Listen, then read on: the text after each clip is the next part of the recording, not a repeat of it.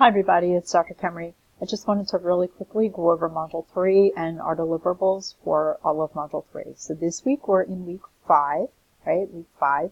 And next week is week 6 of Module 3, right? So it's split into week 5 and week 6. So for this week, for Module 3, you're going to want to go over your readings and things like that, right? There are 2 things I'd like you to try to complete this week. First, there's a little quiz. Actually, it's a survey on the shortened syllabus. So if you've been in the program before, you've noticed that our syllabus has gotten a little shorter. That's a program change. So we'd like your feedback on the shortened syllabus. If you would provide us that feedback, that would be really helpful. It only takes a few minutes, maybe 5 minutes to do that. So our first practice activity is the best worst patient practice activity. That is due this week, week 5.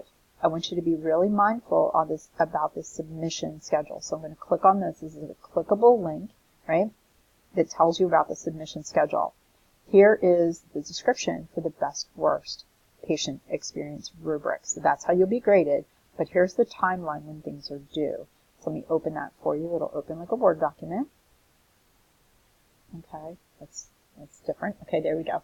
So here are the due dates and times for all of the steps of this activity. Please keep in mind that for practice activities, when that step in the activity closes, we cannot reopen it. So please make sure that you are on time with your assignments, right? With what you need to submit for us. Okay? All right.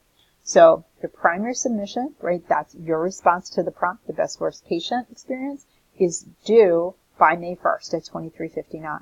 Okay? You need to do 3 peer reviews, so look at 3 different videos. You can look at more from your peers to talk about their experience. That opens for you on Thursday, May 2nd, right, just after midnight, and it closes on Saturday, May 4th at 23:59.